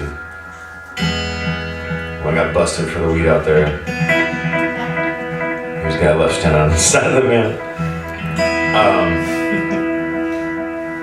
But at the same time we lived together, he was going through kind of a hard and was drinking a lot in a really bad way. And one night I came home after working pretty late, and I had a keyboard, a synthesizer, and he had been playing it We didn't even have a keyboard stand for it, just like lying on the ground. And he got really drunk that night. And there was a setting on the keyboard, a pre-programmed setting that went boom, ba boom, boom, ba boom, boom, ba boom, boom, ba boom. And it was called Percolator. And we were walking down the street and I could hear it blasting. The whole walk down the block. Boom, ba boom, boom, ba boom, boom, ba boom. And I walked in the door and he was passed out drunk with his head on the keyboard like that. Boom, ba boom. I have no idea how long he'd been asleep on the keyboard. So, of course, how long has the percolator? How long has the percolator been on?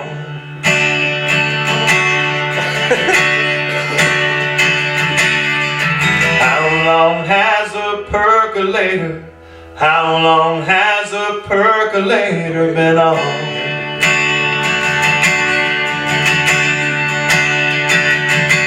You better tell me now, or I'll go out and write a song.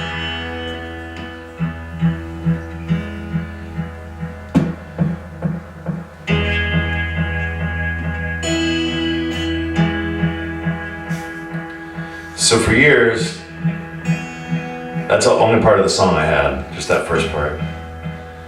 And I haven't been writing too many songs. I only had that one, and then another song that I don't even remember. It was called Irene. And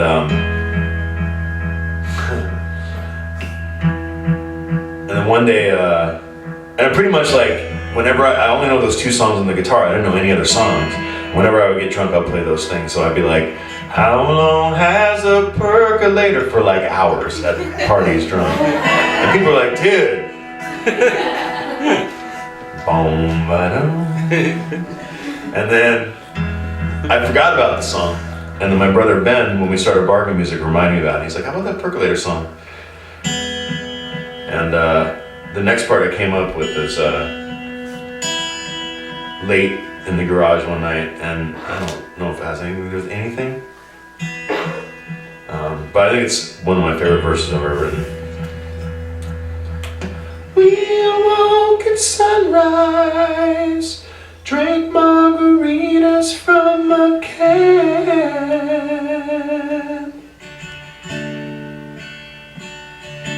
You look better in the moonlight, so I just turned and shook your hand.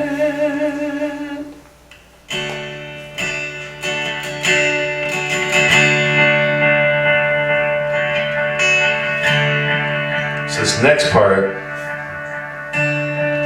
was about my buddy Jason Westfall. And if you guys are Sublime fans, you might know who he is. He's Bud from Sublime's brother. One of my oldest friends. Another crazy friend. But quite lovable at times when he's not drinking. And he was Sublime's manager. He was a Bargain Music manager for a while. And when we were making the Sublime documentary back in 1996. We flew out to interview the Wesley Willis Fiasco, which is a band that Sublime toured with. And it was right when Tenacious D had come out, and they hadn't even put out their record, and they had just done like a few shows on HBO, like little shorts, if you've seen those. And the guys in the Wesley Willis Fiasco had those shorts, and we decided that instead of interviewing them, we'd drink martinis and watch that, which led to going to a bar, which led to going to try and get some French fries late night.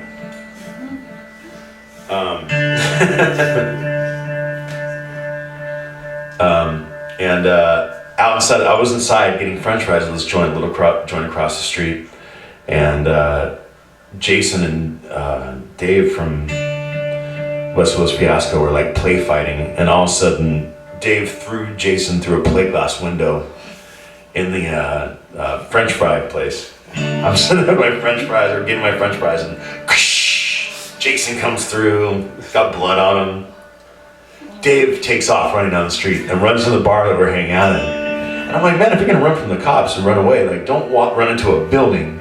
Literally 3 minutes later, cops were there, ran straight in the building, arrested him. So needless to say, we had no interview. And yeah, we had to come back a month later and make sure that we had to make them sign an agreement they wouldn't get drunk.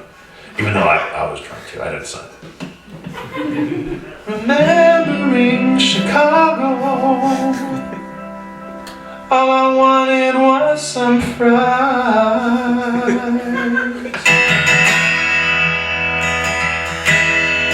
How long has the percolator, how long has the percolator been on?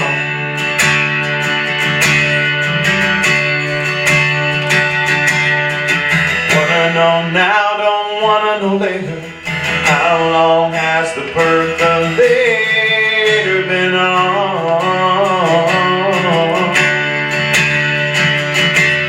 Better tell me now, before I turn that percolator into a ball.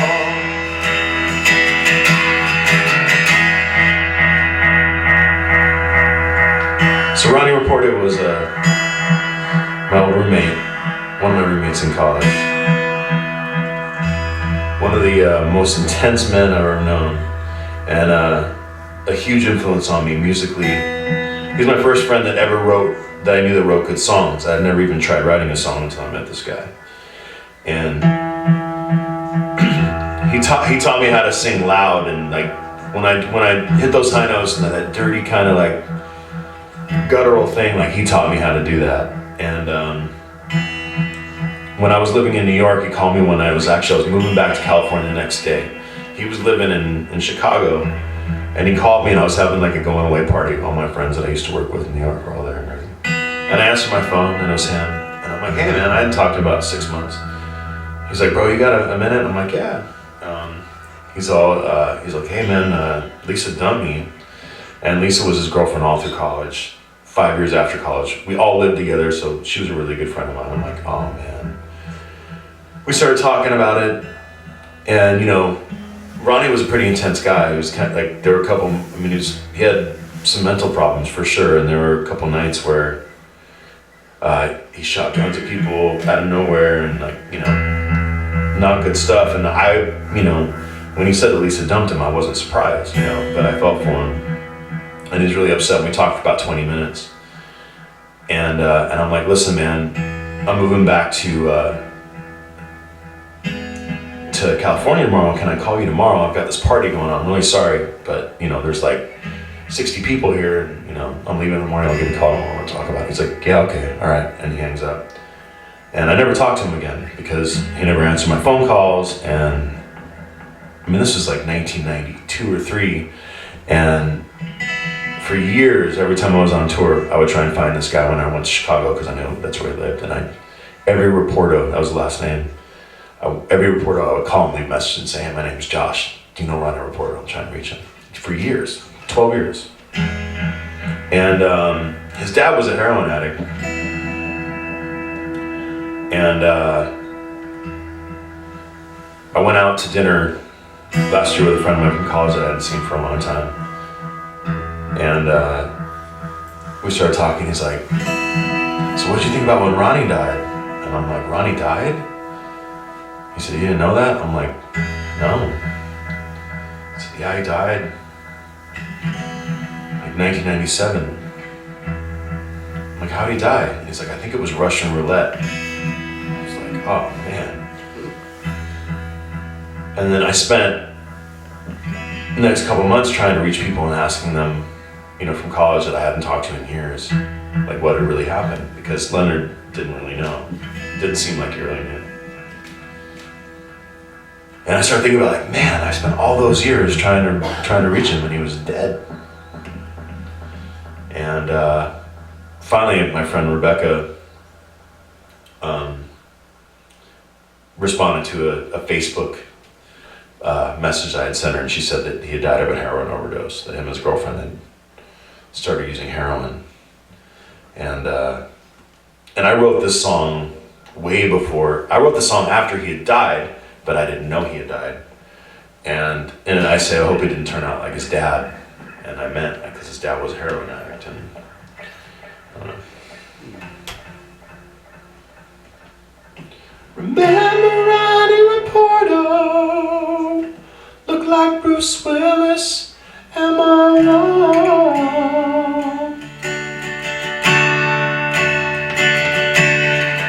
Gotta give him credit, he was my homeboy that taught me song.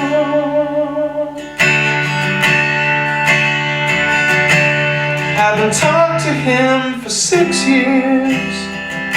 Hope he didn't turn out like his dad.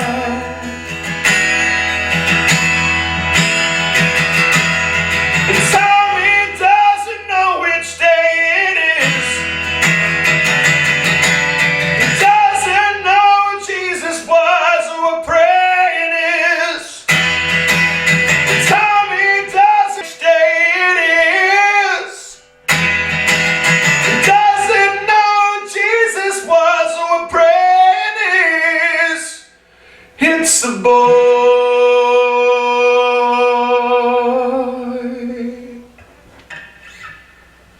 Thank you.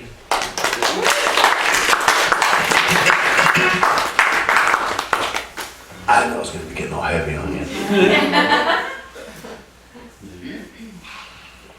Sorry, Delilah. All right, so Ballad of Bargain music. That was basically every line of Ballad of Bargain music is about a different member of Bargain music. It's not about me. I think there's only one line that's about me. So I'll kind of go through it. Hey, Damn, right in the cup. what happened? Oh. It's okay. This song is cursed.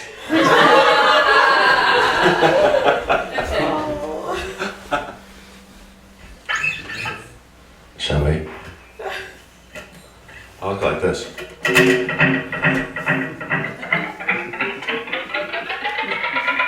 I hear is press one button. It sounds like you're doing a lot.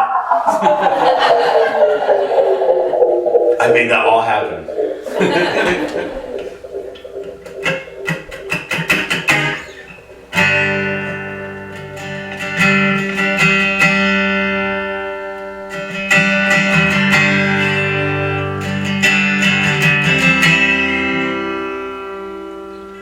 We go on and on and on, yeah, we go on. We go on and on and on, yeah, we go on. We go on and on and on, yeah, we go on. We go on and on and on, yeah, we go on. First line's about my friend Craig, who was our merch guy, the guy who, if it wasn't for him, Bargain Music probably would have never started, because he was the guy that I said that started, or got us a rehearsal space, and he's like, if you don't do it, you gotta pay me back, so. Went out to Fullerton and I broke my hand, fighting with a crackhead at Harbor and Lincoln. We go on and on and on, yeah, we go on. First part of this is also about Craig. I was married, divorced, and a father all by age 19. This line's alone about me. I made a movie, got a good review in Panic Magazine. We go on and on and on, yeah, we go on. We go on and on and on, yeah, we go on. This part's totally made up, obviously. She took my wallet, she took my sneaker, took my melodica, and she even took my beeper. I stabbed her in the back, I just sat there, watched her bleeding. I don't know why, but I never thought of leaving.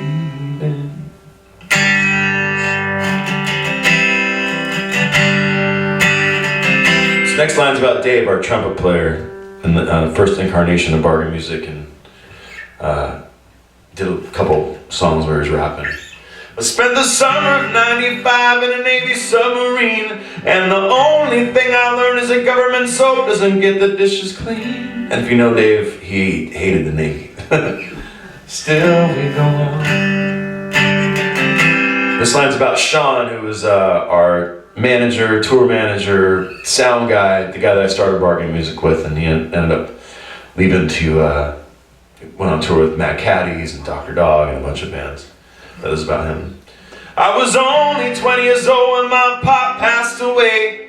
Guess he had somewhere else to go, but I wish he would have stayed. We go on and on and on. We go on and on and on. Yeah, we go on. We go on and on and on. Yeah, we go on. We go on and on and on. Yeah, we go on. We go on and on and on. Yeah, we go on. This is pretty self-explanatory. I've watched some of my friends become rock stars. I've watched some of them die. And we go on and on and on. Yeah, we go on. We go on and on and on. Yeah, we go on.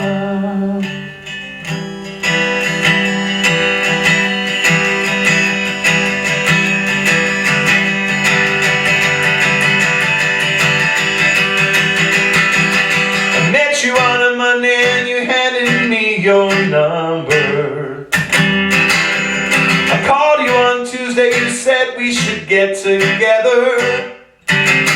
So when we recorded this album, the first Bargain Music album, we recorded in three different studios, most of it in one studio, and we did the mixing in another studio, and then we had to mix one song in another studio because the studio we were mixing in was booked. And it was called King Studios, and the guy who ran King Studios was the king, apparently. And he was just this little guy that had to call himself the king to feel good about himself. He was not the nicest guy you ever met. And the whole entire time we were mixing for 2 days there, he was just like criticizing the songs, criticizing the vocals, criticizing the drums, and we're like, dude, we're trying to get our shit done and we're paying you, you know, like $1,000 a day, you know, and he wasn't even mixing it. We just paid for his studio. And when we were mixing this song, we mixed this song there, the Ballad of Bargain dub, the dub version at the end of the album. We mixed that there. And when we're listening to this part, he's like, this is disgusting, it's totally disrespectful to women, and blah, blah, blah, blah. I'm like, it's just kind of funny, man. Like, it's not like, I don't know. And then he called our manager and said, you gotta get these guys out of here. We weren't even arguing with him or anything. He was just like, this is disgusting, this is not what I believe in, blah, blah, blah, blah, blah. And then when he realized that we were doing, like, this whole thing is like a little goof on a Tone Loc song. And then when he heard the Tone Loc comment, he's like, oh, this is great, man, this is great. You know, I'm gonna give you guys a discount. So that's life in the music industry. I lost where I was, so I'm gonna start from. I met you on a Monday and you handed me your number. I called you on Tuesday, you said we should get together. I saw you on Thursday and you had this big fat friend there. And I've been overweight my entire life. I can talk about fat people, man. You went to the bathroom and I never saw you again. My girl, you left me straight all alone. And girl, you left me, man, that was cold. And girl, you left me with a fat girl to hold. That's when I got that. So I said, fire upon you, girl. Fire upon you, girl. Whoa.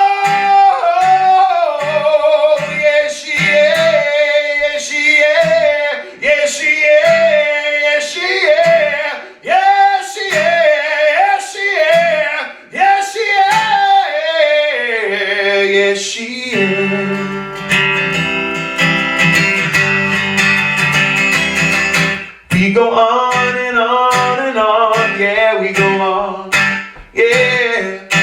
We go on and on and on, yeah, we go on.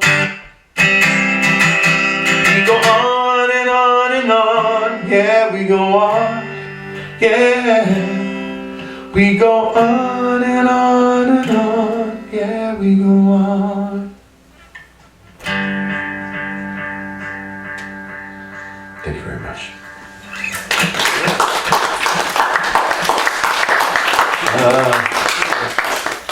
else? I don't know. Bedtime? Ex-girlfriend songs. Huh? Try to cry. Okay. Oh shit. Yeah, that's a That's actually a pretty true song.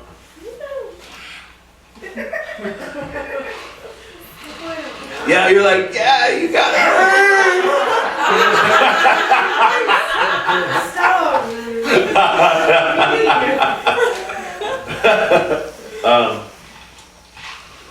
So this is about my crazy ex-girlfriend.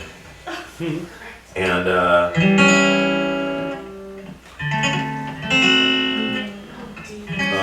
yeah, I'm gonna air my dirty laundry. We were together for many years. I don't know if it was 12 or 15, like it was a long time, I can't even remember anymore. And you know, spent a lot of time, and it was, you know, not a great relationship in any way, shape, or form, but we had spent a lifetime building friends and family and a house and all that kind of stuff. And you know, I'm a musician, and I get around a lot. But I was pretty good to her on, you know, in that way, you know, and if you know what I mean. And she went out to work on a film for 3 weeks and came back with a new guy, basically. And all of a sudden, and the house that we own was in her name because my credit was bad, and I'm totally airing dirty laundry, but that's what's up. That's the whole point, right?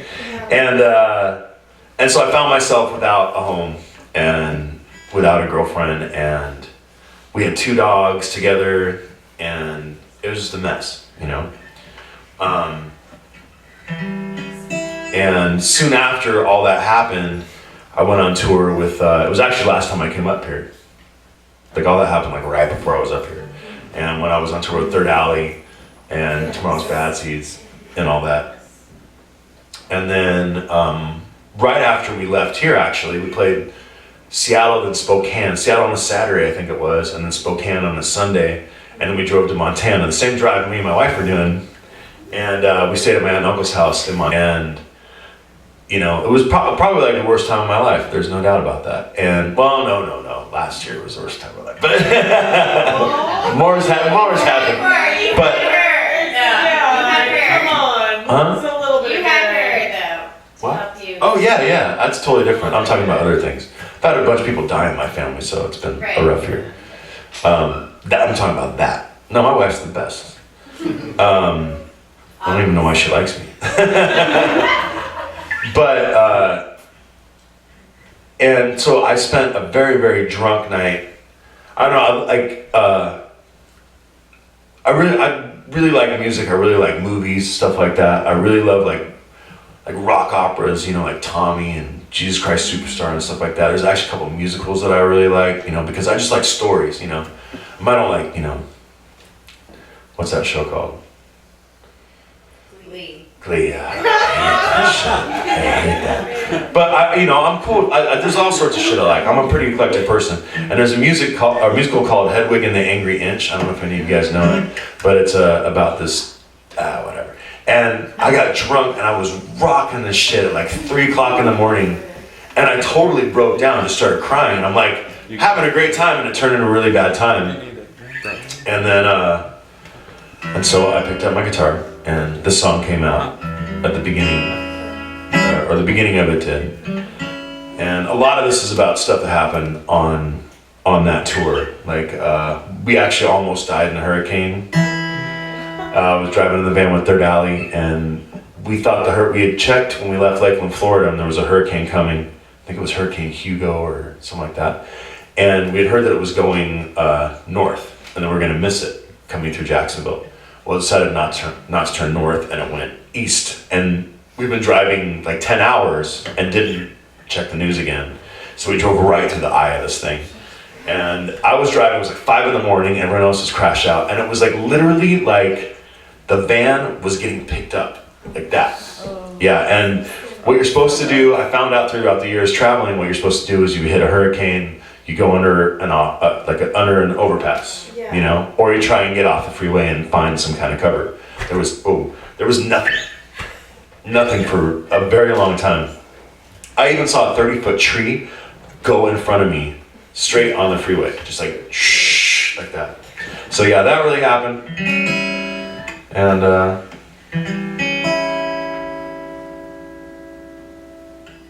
yeah, I don't know. I guess that's it. And my life is way better now. The front door was open like a casket and closed as soon as I walked through. The dogs were crying from the other side of the glass, but the only thing I could see was you. I swam in an ocean of whiskey and gin and slept in a boat on a lake. I think I made that part up. I don't know. Oh, I cried in Montana, almost died in a hurricane, and you said that story was fake. That's true. Now I don't think that I'll ever get to heaven. Won't make it, 'cause I ain't gonna try. This is your choice. I've lost my voice. Now you know I'm too dry to cry. That message you left was bruising. I love you, I miss you. But laying your head in a young man's bed ain't the best way to convince me. Now I don't think that I'll ever get to heaven. Won't make it, 'cause I ain't gonna try.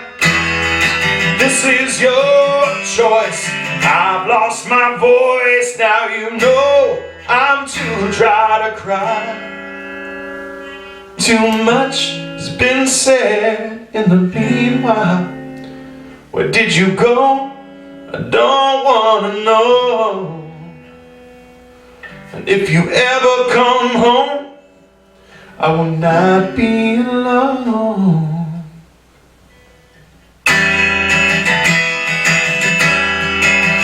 Now I don't think that I'll ever get to heaven. Won't make it, 'cause I ain't gonna try. This was your choice. I've lost my voice. Now you know I'm too dry to cry. Now I don't think that I'll ever get to heaven. Won't make it, 'cause I ain't gonna try. Oh, this is your choice. I've lost my voice. Now you know I'm too dry to cry. Now you know I'm too dry to cry. Now you know I'm too dry.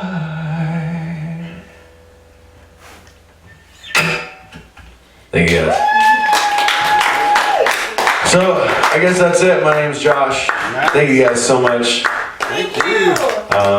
I'm sure you guys have already bought stuff, but I got CDs and t-shirts for sale if you're interested. It helps me get from town to town. But thank you guys so much. Like, honestly, everyone that's here, all your support throughout the years, it's like, it means a lot. Because you guys are always here every time I play. Don't think that it goes unnoticed. Thank you.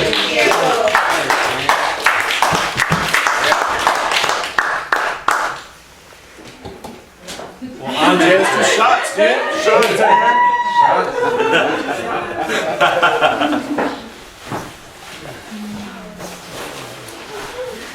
Oh, you're gonna wake up next. That was awesome, dude. Thanks, Andy. Cleared up a lot of questions. Life's mysteries have been taken care of. That's right. Oh man, they're raking leaves today. I didn't mean to get so heavy with the percolator one, man. I'm like, oh, well, this is just how it's going. That's cool, man. Gotta go with it, man. Wherever it takes us. Yeah, that's actually one of those songs that. It's one of the, I won't ever listen to that song the same way ever again. Yeah. Like, I'm not quite sure, like, I now know, I'm not sure I wanted to know. I now know. Now on that percolator, Yeah. it fits right in the whole song. But I mean, The first lyric's hilarious, so. Yeah. And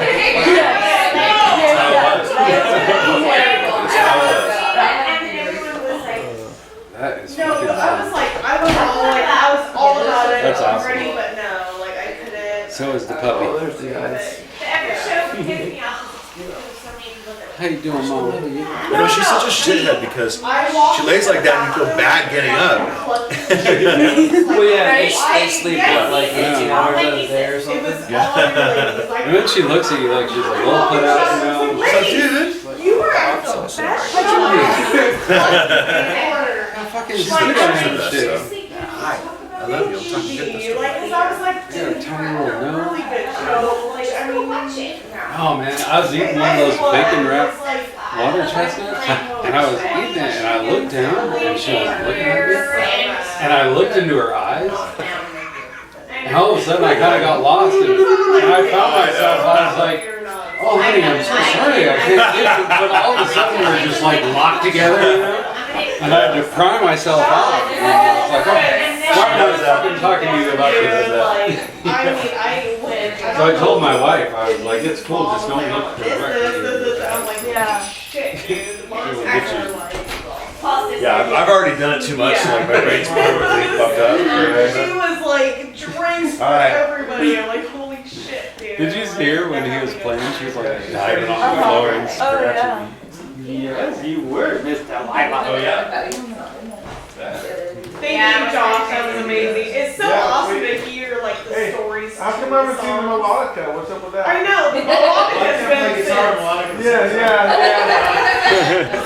Actually, in one of the fiction songs, we haven't done it yet, but we're working out with fiction. Phoebe? Two of us play melodic. There. So we're gonna be like melodic Nice. duet in the middle